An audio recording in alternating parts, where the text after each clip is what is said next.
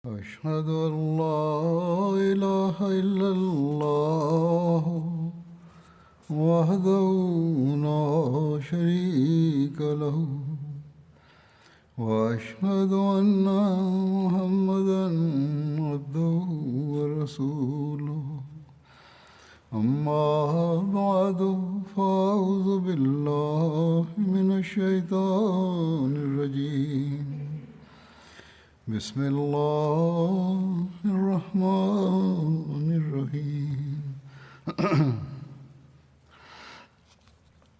الحمد لله رب العالمين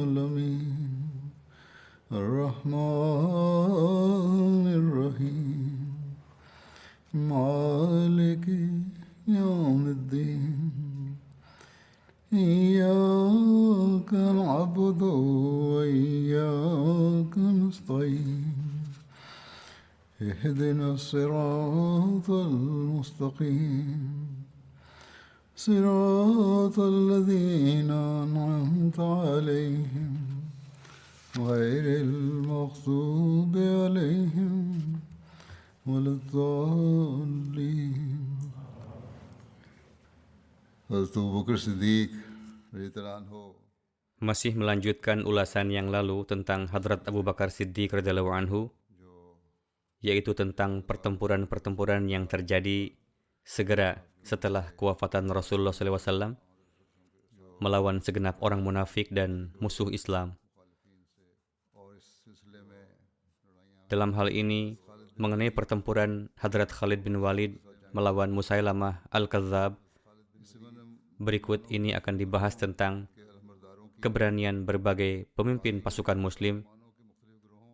Telah disampaikan sebelumnya bahwa bendera kelompok Ansar dipegang oleh Hadrat Thabit bin Qais, sementara bendera kelompok Muhajir dipegang oleh Hadrat Zaid bin Khattab. Hadrat Zaid bin Khattab berseru kepada pasukan Muslim, "Wahai segenap manusia, berdirilah dengan teguh, hadapilah musuh, dan berderaplah maju." Lalu bersabda, "Demi Allah, saya tidak akan berbicara hingga Allah kelak mengalahkan mereka, atau saya akan berjumpa dengan Allah, lalu bercakap-cakap dengannya, bersama dalil yang nyata." Lalu Hadrat Zaid pun mati syahid.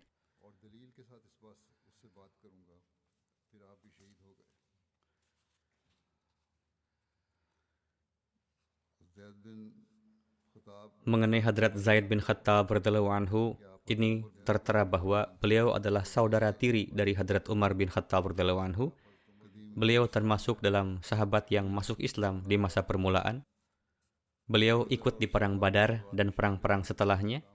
Setelah berhijrah, Rasulullah mempersaudarakan beliau dengan Ma'an bin Addi Ansari radhiyallahu anhu, dan kedua sahabat ini syahid pada perang Yamamah. Pada perang Yamamah, tatkala Hadrat Khalid mengatur barisan pasukan, beliau menunjuk Hadrat Zaid bin Khattab sebagai panglima salah satu bagian pasukan. Selain itu, bendera kaum Muhajirin pun ada di tangan beliau. Hadrat Zaid maju dengan membawa bendera dan bertempur dengan sangat berani hingga beliau pun syahid dan bendera terjatuh. Salim Maula Abi Huzaifah radhiyallahu anhuma lalu mengambil bendera itu. Di pertempuran ini, Zaid radhiyallahu anhu membunuh Rajal bin Anfu, tangan kanan dan prajurit berkuda Musailamah yang pemberani. Adapun yang mensyahidkan beliau adalah Maryam Hanfi, yang selanjutnya ia menjadi Muslim. Suatu saat tatkala Hadrat Umar berkata kepadanya, "Kamu telah membunuh saudara saya."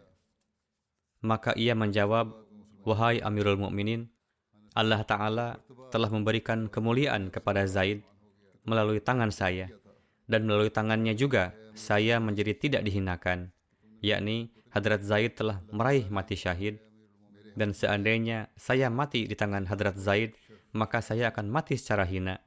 Namun kini saya telah mendapat taufik menerima Islam." Putra Hadrat Umar bin Khattab, Hadrat Abdullah bin Umar pun ikut pada perang Yamamah. Tatkala beliau kembali ke Madinah, Hadrat Umar bersabda demikian kepadanya, karena sedih akibat saudaranya yang telah syahid. Tatkala Zaid, pamanmu, telah disyahidkan, maka mengapa Anda justru kembali dan tidak menyembunyikan wajah Anda dari saya? Tatkala kabar terbunuhnya Zaid sampai kepada Hadrat Umar, beliau bersabda, Zaid telah unggul dari saya dalam 2 kebaikan. Hal ini pun pernah disampaikan sebelumnya, yakni ia telah menerima Islam sebelum saya dan ia telah syahid sebelum saya. Tatkala Hadrat Khalid membunuh Malik bin Nuwairah, saudaranya yaitu Mutammim bin Nuwairah menulis syair tentang kematian saudaranya. Ia sangat mencintai saudaranya dan ia banyak menangis serta mengucapkan syair karena kehilangannya.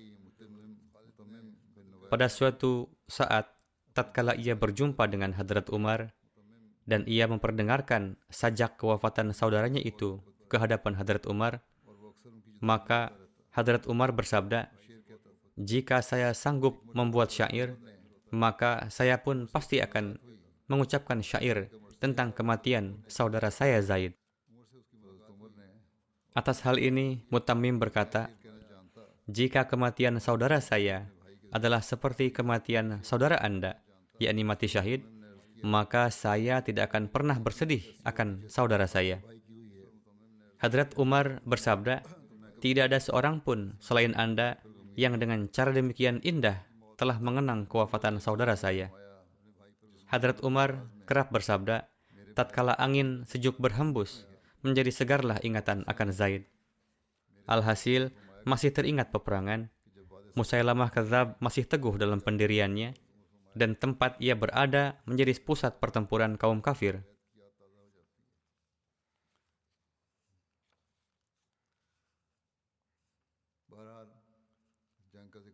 Hadrat Khalid menilai bahwa selama Musailamah tidak terbunuh, maka peperangan ini tidak akan berakhir. Karena meskipun ada yang terbunuh dari Banu Hanifah, hal ini tidak akan berpengaruh pada mereka, yakni kepada teman-teman Musailamah. Atas hal ini, Hadrat Khalid datang sendiri ke hadapan mereka dan menyeru mereka untuk bertempur 1 lawan 1, dan beliau menyerukan slogan beliau. Slogan kaum muslim saat itu yaitu Muhammadah.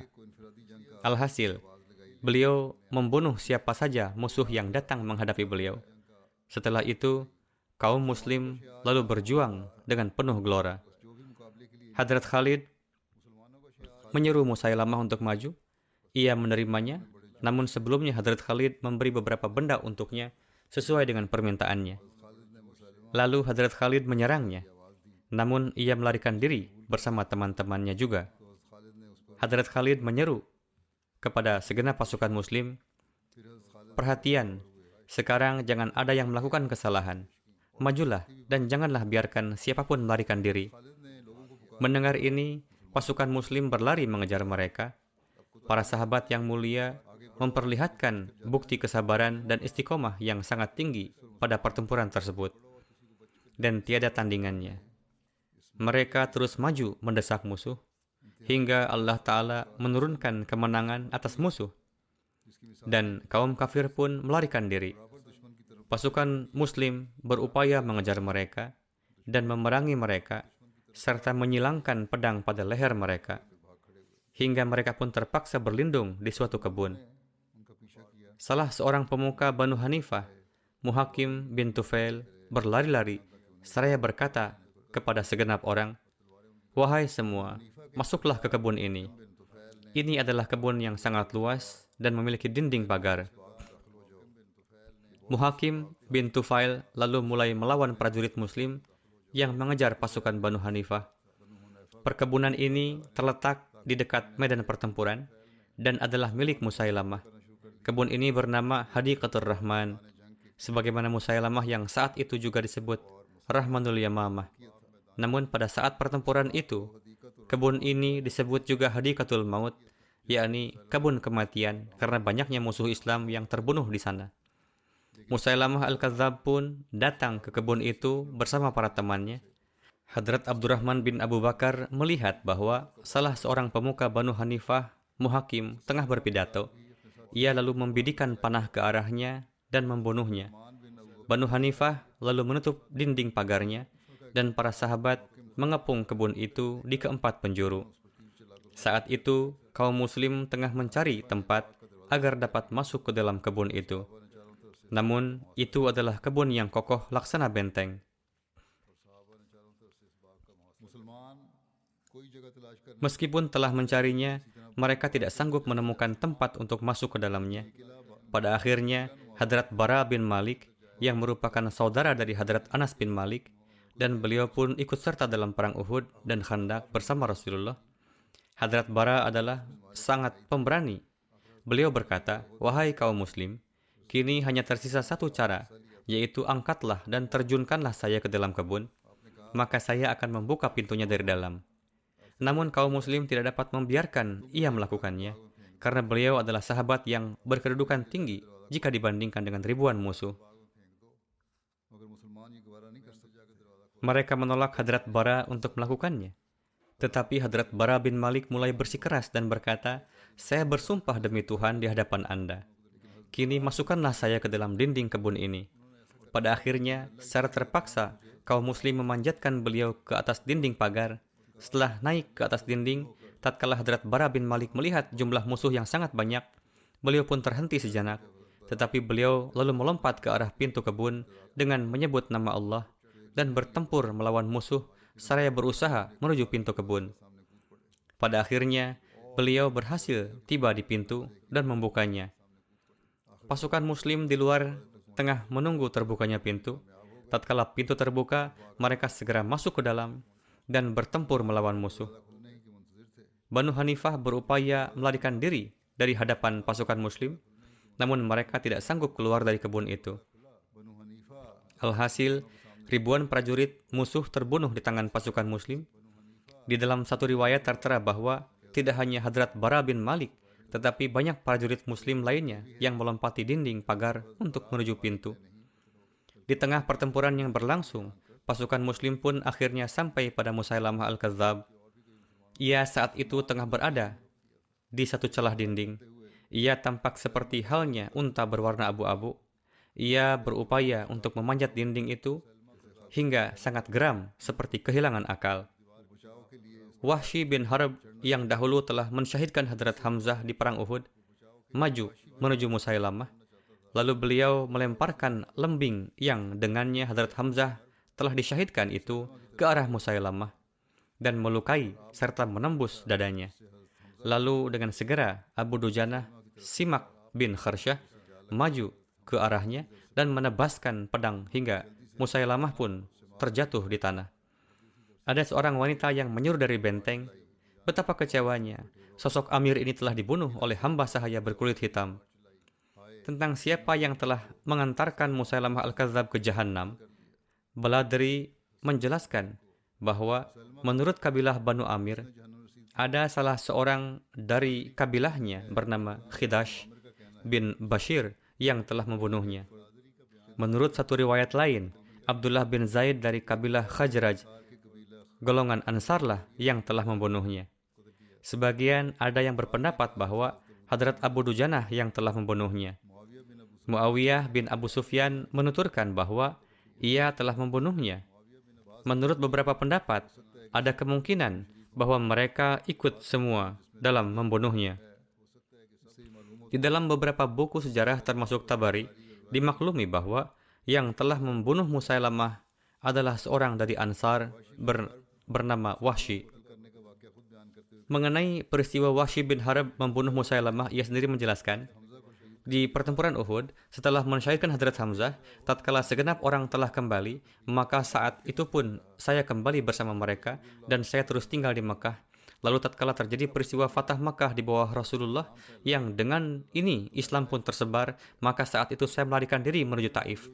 Orang-orang di sana mengirim utusan kepada Rasulullah dan dikatakan kepada saya bahwa Rasulullah tidak akan mengganggu utusan dari manapun. Wahsy berkata, saya pun akan pergi bersama mereka. Hingga tatkala saya tiba menemui Rasulullah, tatkala beliau melihat saya, Rasulullah bersabda, apakah Anda Wahsy? Saya menjawab, ya. Rasulullah bersabda, "Duduklah dan sampaikan dengan rinci kepada saya bagaimana kamu telah membunuh Hamzah." Lalu saya menjelaskan kepada beliau secara rinci. Tatkala saya selesai menyampaikannya, Rasulullah bersabda, "Apakah mungkin bagi Anda untuk tidak datang ke hadapan saya?" Wahsy menuturkan bahwa saat itu ia pun keluar dari sana. Lalu tatkala Rasulullah wafat dan Musailamah Al-Kadzdzab melakukan pemberontakan, maka saat itu saya berkata, saya pasti akan menuju ke Musailamah untuk membunuhnya, supaya saya dapat membayar kafarah penebusan dosa atas pembunuhan Hadrat Hamzah. Alhasil, Wahsy menuturkan bahwa dirinya pun berangkat bersama muslim yang lain untuk ikut dalam pertempuran ini. Lalu, yang terjadi selanjutnya adalah seperti yang dijelaskan, yaitu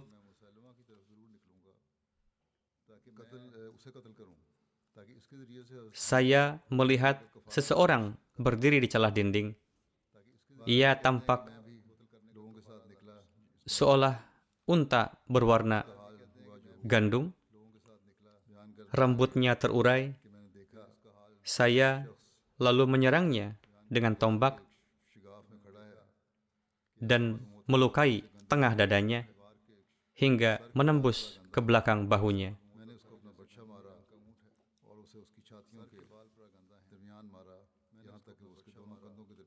Hingga tombak itu menembus di antara kedua pundaknya.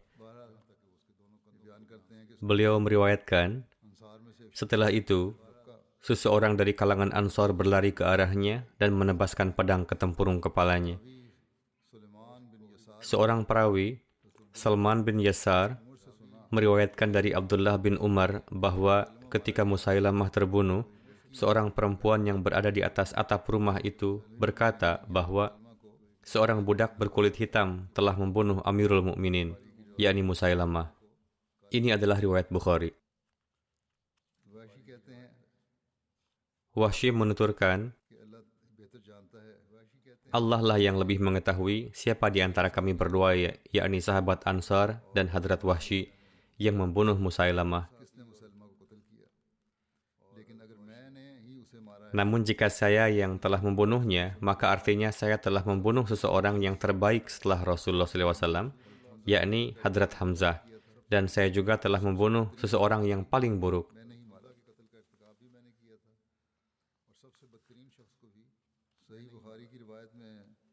Berkenaan dengan sabda Hadrat Rasulullah SAW kepada Wahsy yang terdapat dalam Sahih Bukhari bahwa, apakah memungkinkan bagimu untuk tidak datang ke hadapanku? Hadrat Sayyid Zainul Abidin Waliullah Shah menulis dalam syarahnya bahwa perubahan yang terjadi dalam diri Wahsy menunjukkan keikhlasannya. Beliau ingin menebus kesalahannya dengan suatu cara. Kemudian beliau berhasil memenuhi keinginan dan nazar beliau tersebut dalam pertempuran Yamamah yang mengerikan. Perawi, yakni Hadrat Waliullah Shah Sahib menulis, perkataan Hadrat Rasulullah, "Wahal tastati an taghayyiba wajhaka anni," yakni apakah memungkinkan bagimu untuk tidak hadir di hadapanku? Perkataan ini adalah merupakan cerminan akhlak yang sangat luhur.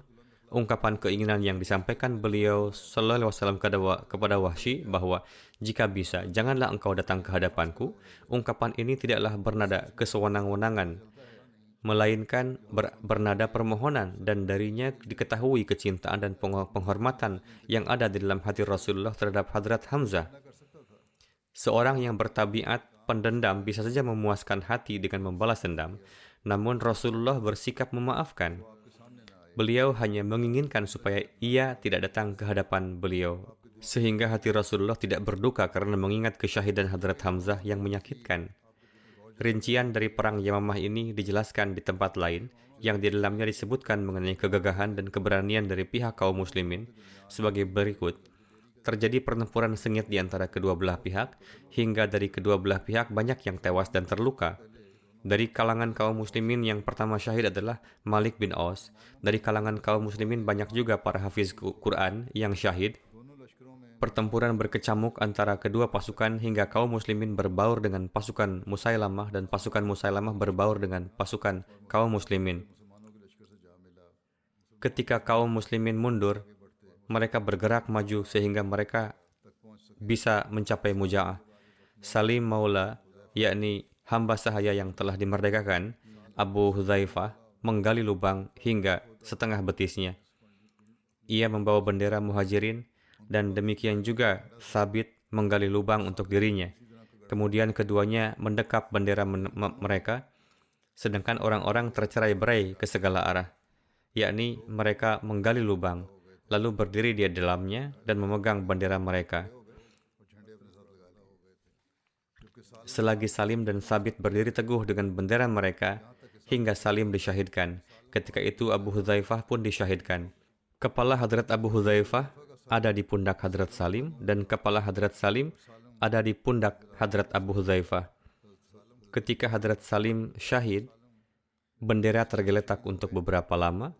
Lalu Hadrat Yazid bin Qais yang merupakan seorang sahabat Badar bergerak maju.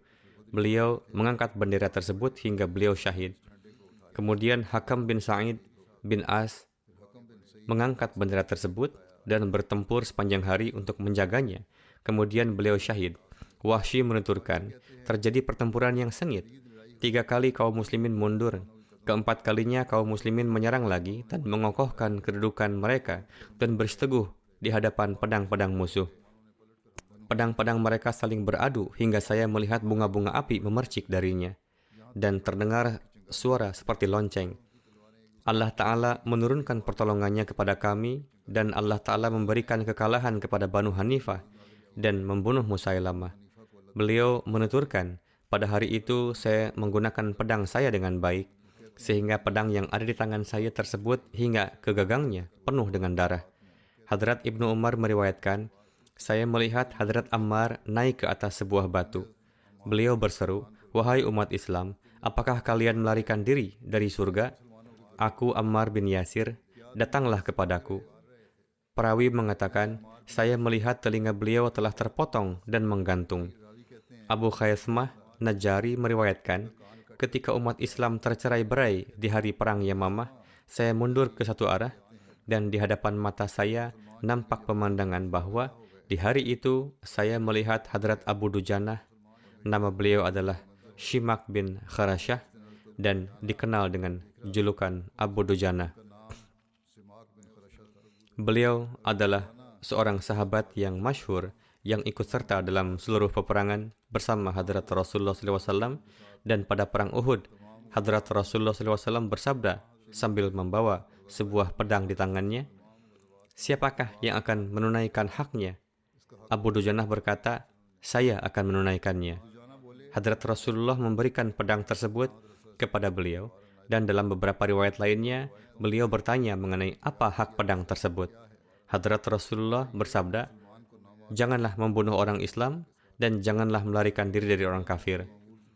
Hadrat Abu Dujanah seperti biasa mengikatkan kain merah di kepalanya, lalu berjalan dengan membusungkan dada dan berdiri di tengah barisan.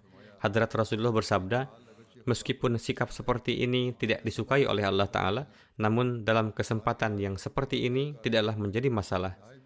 Beliau bertempur di medan perang dengan gagah berani dan membunuh banyak sekali orang kafir dan mendapatkan banyak luka dalam melindungi Hadrat Rasulullah, namun beliau tidak mundur dari medan pertempuran. Alhasil, diriwayatkan pada peristiwa perang Yamamah bahwa dalam perang tersebut sekelompok Banu Hanifah menyerang Hadrat Abu Dujanah. Kisah yang tadi dibahas adalah terjadi di masa Hadrat Rasulullah. Saat ini dibahas berkenaan dengan apa yang terjadi di Yamamah. Berkenaan dengan hal tersebut tertulis, sekelompok Bani Hanifah menyerang beliau, maka beliau mengayunkan pedangnya ke depan, samping kanan dan kiri beliau. Beliau menyerang seseorang dan menjatuhkannya ke tanah. Beliau tidak berkata sepatah kata pun, hingga kelompok tersebut menyingkir dari beliau, dan mereka berlalu pergi, dan umat Islam mendekat. Setelah menelan kekalahan, Bani Hanifah melarikan diri ke arah kebun. Umat Islam mengejar mereka dan memaksa mereka berlindung di dalam kebun. Mereka mengunci pintu kebun tersebut, maka Hadrat Abu Dujanah berkata, masukkan saya ke dalam perisai dan lemparkan saya, supaya saya bisa masuk ke dalam dan membuka pintu kebun. Maka orang-orang Islam melakukan seperti demikian, dan beliau sampai di dalam kebun. Beliau mengatakan, larinya kalian tidak akan bisa menyelamatkan kalian dari kami. Beliau bertempur dengan hebat melawan mereka hingga berhasil membukakan pintu dari dalam. Perawi menuturkan, kami memasuki kebun ketika beliau dalam kondisi telah syahid. Berdasarkan satu riwayat lain, Barra bin Malik lah yang dilemparkan ke dalam kebun, namun riwayat yang pertama nampaknya lebih tepat, yakni riwayat yang menyebutkan Hadrat Barra bin Malik. Terdapat juga rincian dari peristiwa tersebut. Alhasil, selebihnya masih akan berlanjut pada kesempatan yang akan datang. Pada kesempatan ini saya ingin menghimbau untuk berdoa bagi Pakistan. Berdoalah secara khusus bagi para Ahmadi. Secara umum, situasi Pakistan sedang memburuk. Dalam situasi seperti ini, perhatian mereka menjadi tertuju pada para Ahmadi. Penentangan semakin meningkat, bahkan mereka tidak segan untuk membongkar kuburan lama. Mereka adalah sejahat-jahatnya manusia.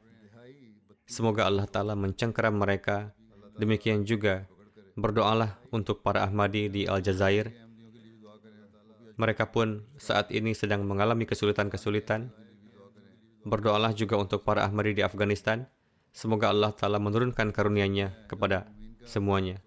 Saat ini saya ingin menyampaikan riwayat beberapa almarhum dan kemudian setelah salat, saya akan memimpin salat jenazah mereka. Yang pertama adalah yang terhormat Nasim Mahdi Sahib, Mubalik Jemaat, yang merupakan putra dari yang terhormat Maulana Ahmad Khan Nasim Sahib. Beliau wafat beberapa hari yang lalu pada usia 69 tahun. Innalillahi wa inna ilaihi raji'un. Dengan karunia Allah Ta'ala, beliau adalah seorang musi. Beliau melakukan 2 kali pernikahan.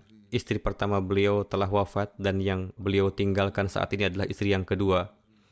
Dari kedua istri tersebut, beliau mendapatkan masing-masing 2 putra dan 1 putri.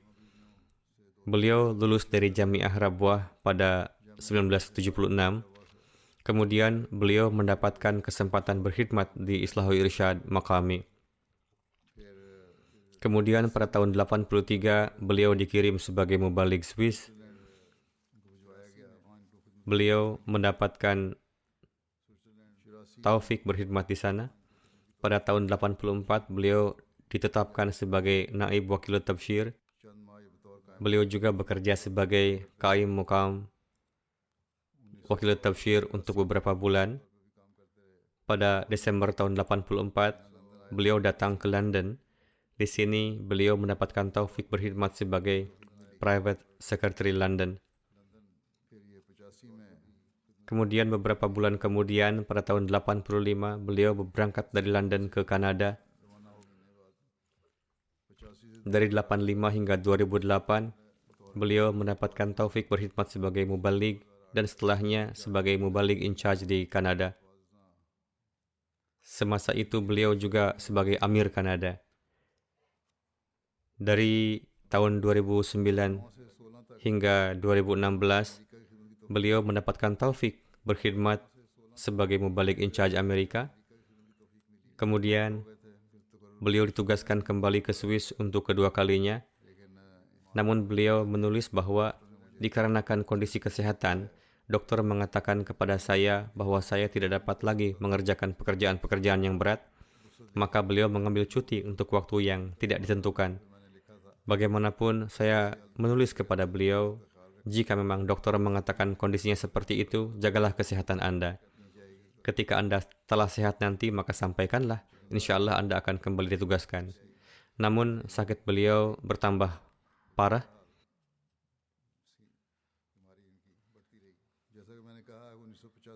Sebagaimana telah saya katakan, pada tahun 85 beliau pergi ke Kanada.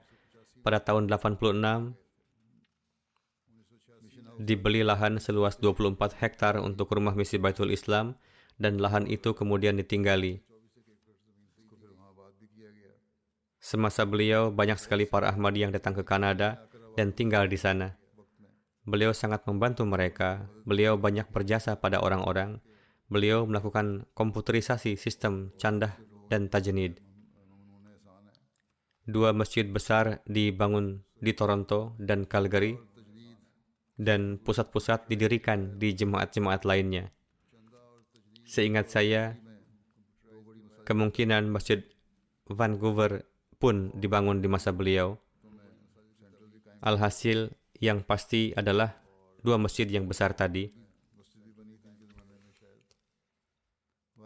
pada tahun 2003 di masa beliau juga dengan karunia Allah Ta'ala didirikan Jamiah Ahmadiyah Kanada.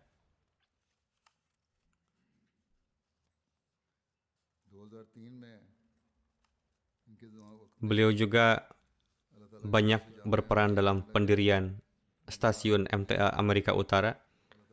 MTA north America station Semoga Allah Ta'ala mengabulkan semua pengkhidmatan beliau ini. अल्लाह ताला ये सब उनके काम कबूल फरमाए, बड़ा काम किया है।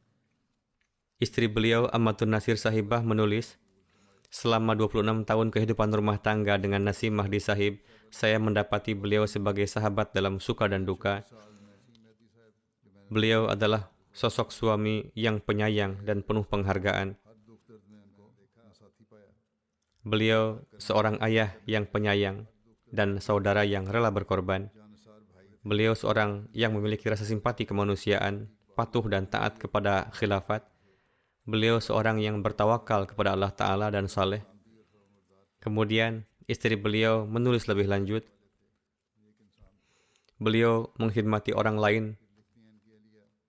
मजीद यही बयान किया है, बड़ी लोगों dengan tanpa pamrih dan memperlakukan orang lain dengan kecintaan. से मोहब्बत के साथ पेश आना और जमात के Beliau tidak biasa mendengarkan pembicaraan buruk yang menentang jemaat dan tidak ada seorang pun yang berani melakukan itu di hadapan beliau. बहुत ज़्यादा मेहमान नवाजी किसी को उनके सामने करने की Beliau juga sangat ramah terhadap tamu. बहुत तो जो रहती थी। Beliau sangat memberikan perhatian pada pembacaan salawat.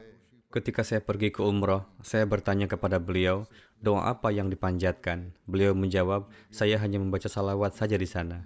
Putri beliau, Sadia Mahdi, menuturkan, ayah saya adalah seorang figur yang sangat rajin berdoa.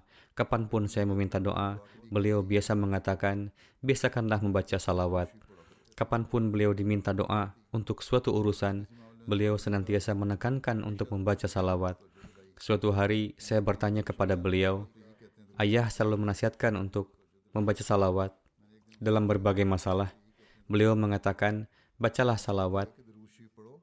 Dan beliau juga menasihatkan doa yang paling besar adalah salawat. Jika ini terkabul, maka semua doa yang lainnya akan terkabul. Asma Syarif Sahibah menuturkan, Mahdi Sahib adalah फिर इसमत शरीफ साहब हैं जो kakak ipar saya. Saya melihat beliau dari dekat sekali selama masa waktu 22 tahun. Beliau adalah seorang figur yang sangat penyayang, besar perhatian, dan besar kecintaan. Seorang insan yang sangat mencintai khilafat. Saudari beliau menuturkan, ketika beliau sebagai mubalik Switzerland, ada seorang gadis Ahmadi yang berkebangsaan Swiss datang ke Jalsah Rabwah dan berkunjung ke rumah kami di Rabwah. Beliau mengatakan, saya ingin berjumpa dengan ibunda Nasim Mahdi Sahib dan berkeinginan untuk berjumpa dengan ibu yang putranya sedemikian rupa cerdas, yang dalam masa yang singkat dapat menguasai berbagai bahasa dan sibuk dalam pekerjaan tabligh tanpa perasaan segan dan berbicara dalam berbagai tema dengan sangat lancar. Menantu beliau menuturkan, almarhum selalu menasihatkan kepada kami akan keutamaan salawat dan perihal pengabulan doa yang disandarkan pada salawat. की बहू कहती हैं Suatu ketika, हमेशा हमें दुरूद शरीफ की अहमियत और beliau pernah menceritakan, saya tengah berdiri pada antrian di bandara dan terfikir bahwa paspor saya sudah habis masa berlakunya. Setelah mengetahui hal itu, beliau mulai membaca salawat dan tetap berada pada antrian. Tanpa mengecek paspor beliau, petugas bandara langsung membubuhkan cap dan membiarkan beliau masuk. Menantu beliau menuturkan, semenjak menikah, almarhum selalu memperlakukan saya dengan penuh cinta dan kasih sayang. Beliau bahkan biasa membuatkan cai untuk saya dan duduk bersama saya ba'da salat subuh. Saat itu, beliau menjelaskan suatu ayat atau menyampaikan suatu peristiwa, lalu menyampaikan tafsirnya. Dengan gaya yang lembut, beliau memberikan tarbiyat kepada kami. Putri beliau, Nawal Mahdi, menuturkan, saya selalu melihat kecintaan yang mendalam almarhum kepada Al-Quran, pecinta sejati Al-Quran. Beliau pun menasihatkan kami untuk menelaah Al-Quran dengan seksama dan berusaha untuk memahami makna dan artinya. Dengan begitu akan nampak kepadamu pemandangan kudrat Allah Ta'ala dan akan mulai meraih kebahagiaan. Beliau adalah sosok yang dawam melaksanakan salat tahajud. Ketika qiyam, ruku, dan sujud dalam salat, beliau lakukan dengan lama dan beliau lakukan dengan penuh kekhusyuan. Beliau selalu mengaturkan daras Al-Quran ketika bulan Ramadan. Beliau siapkan bahan daras dengan tekun. Beliau biasa menjelaskan makna dan arti dari kata-kata sulit dalam Al-Quran dan memberitahukan persamaan katanya, sehingga orang-orang menjadi mudah memahaminya. Lal Khan Sahib, Amir Jemaat Kanada, menuturkan, saya bekerja dengan beliau, yakni sebagai mantan Amir dan Missionary in Charge, dalam waktu yang cukup lama, yakni dari tahun 1987.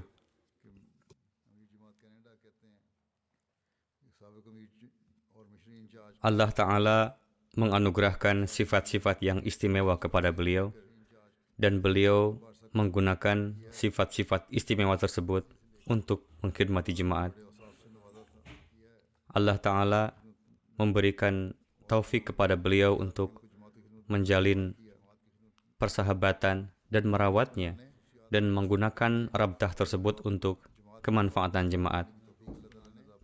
Dengan adanya dukungan banyak lembaga Canadian Society, almarhum menciptakan hubungan pribadi dengan mereka dan memperkenalkan mereka kepada jemaat. Masya Allah, kemahiran ini sangat dominan dalam diri beliau. Hubungan dengan siapapun yang dibina sangat baik dan dalam, dan orang lain menjaga hubungan ini. Pada saat beliau wafat, mereka menyampaikan banyak sekali rasa simpati. Lal Khan Sahib menulis, Allah Ta'ala pun memberikan taufik kepada beliau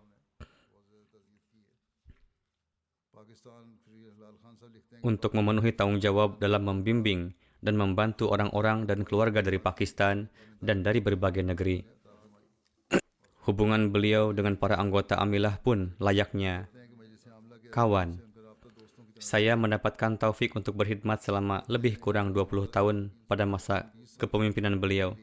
Pada masa itu, beliau tidak membiarkan timbul perasaan dalam diri saya bahwa status beliau adalah amir dan saya adalah bawahan, melainkan sikap beliau bagaikan seorang teman bagi saya. Dr. Asfan Daud menuturkan, Nasim Mahdi Sahib mendapatkan penghargaan medali Order of Ontario pada tahun 2009, yakni penghargaan tertinggi di suatu provinsi yang dianugerahkan kepada seorang penduduk. Penghargaan ini dianugerahkan kepada seseorang yang berhasil atau memberikan pengkhidmatan luhur dalam medan lapangan, apapun itu.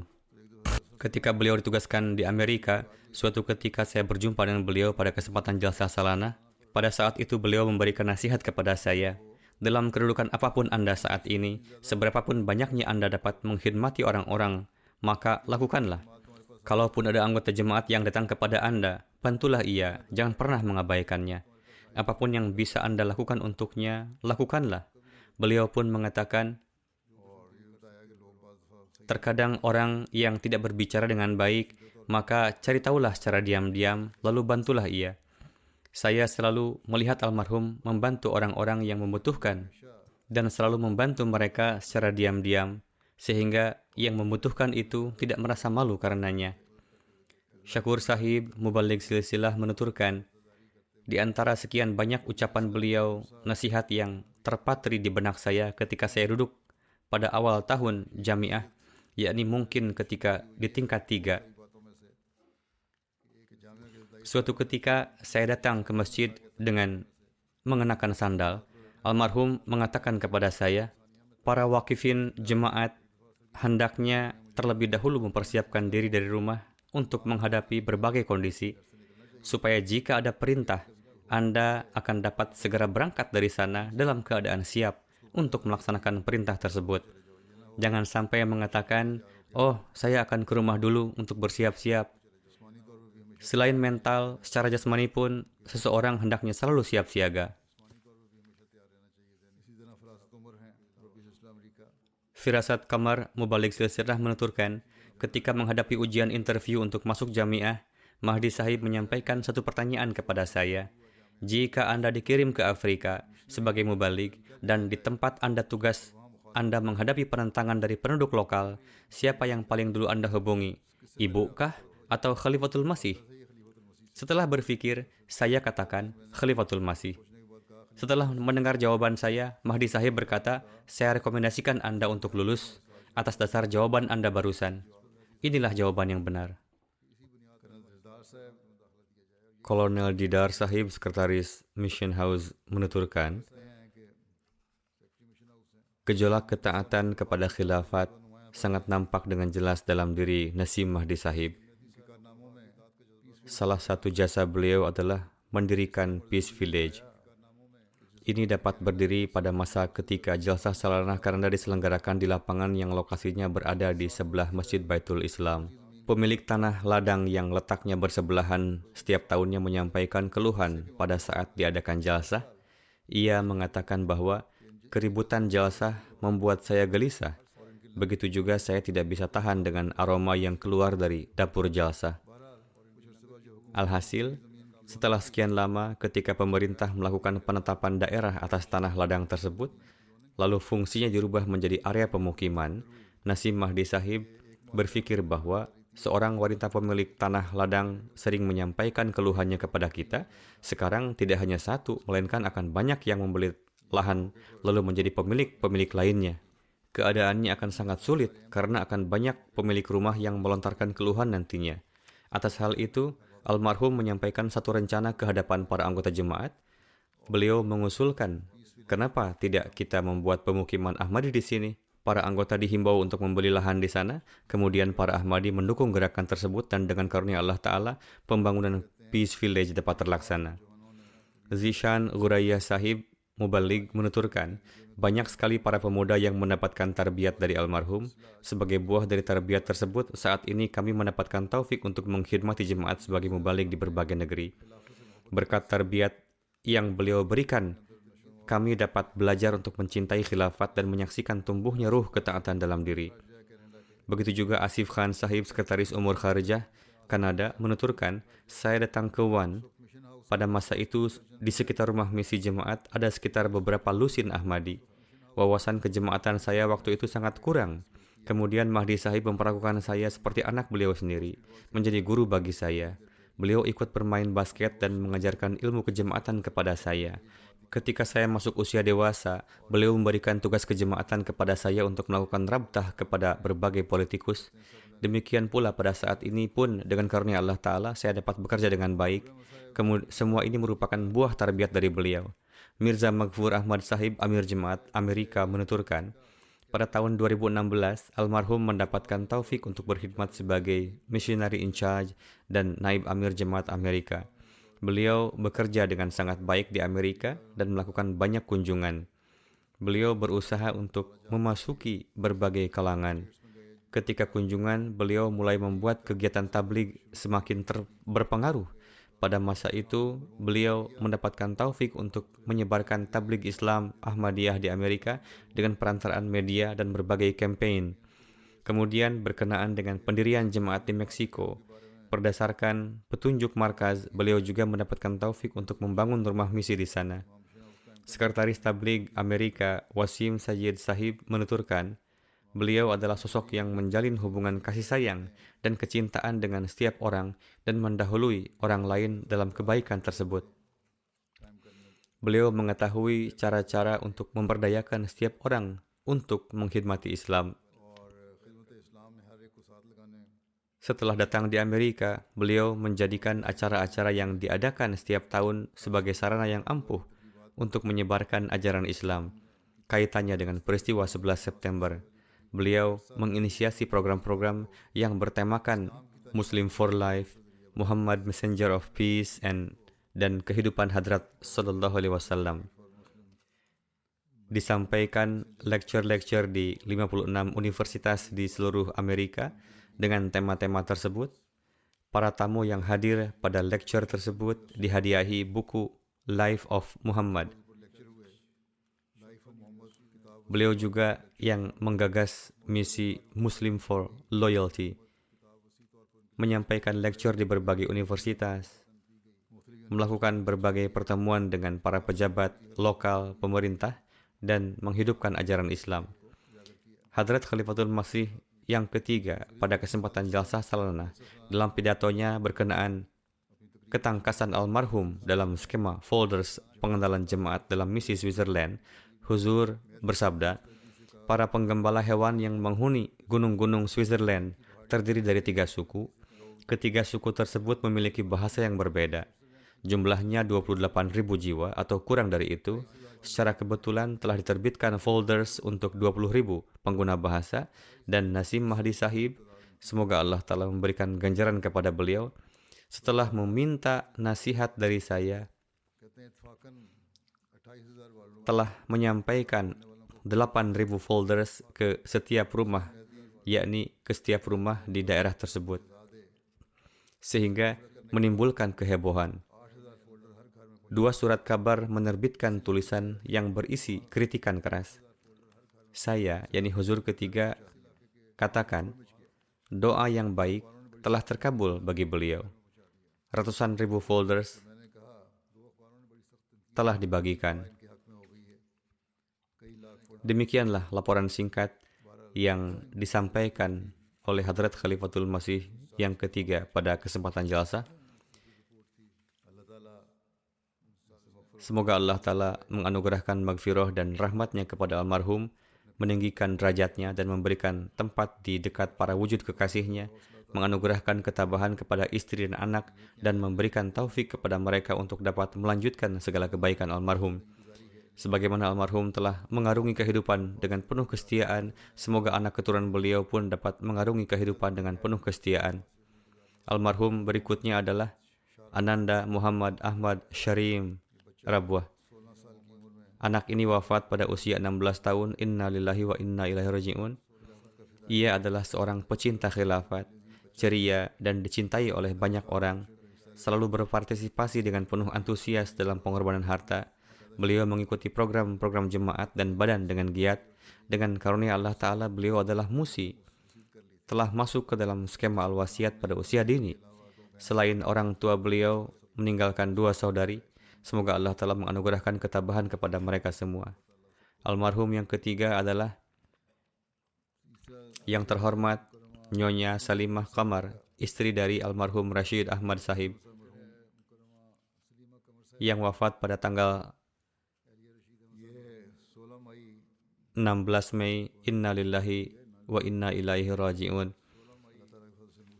Dengan karunia Allah Ta'ala, beliau adalah seorang musiah.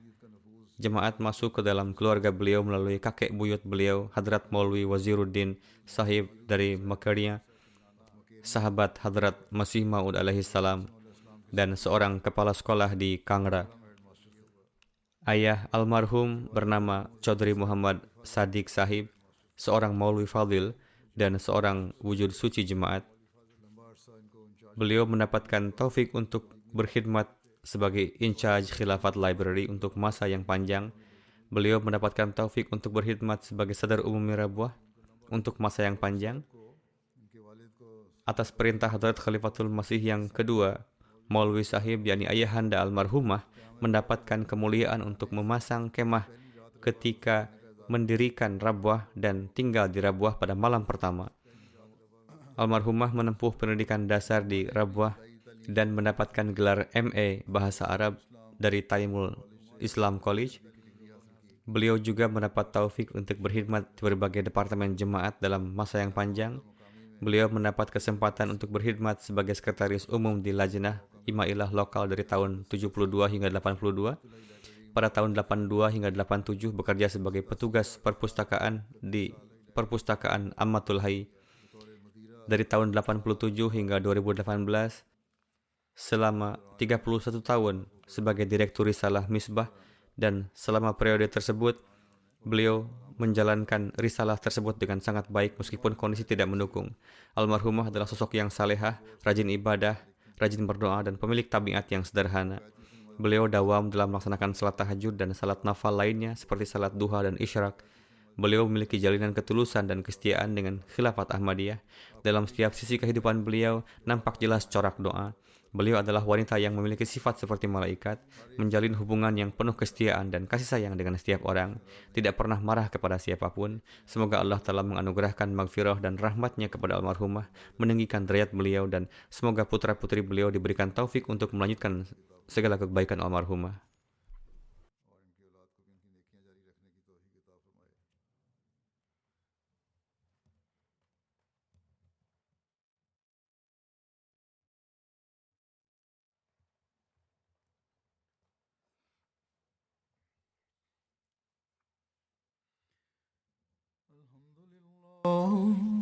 الحمد لله نحمده ونستعينه ونستغفره ونؤمن به ونتوكل عليه ونعوذ بالله من شرور أنفسنا ومن سيئات أعمالنا من يهده الله فلا مضل له ومن يضلل فلا هادي له ونشهد أن لا إله إلا الله ونشهد أن محمدا عبده ورسوله عباد الله رحمكم الله إن الله يأمر بالعدل والإحسان وإيتاء ذي القربى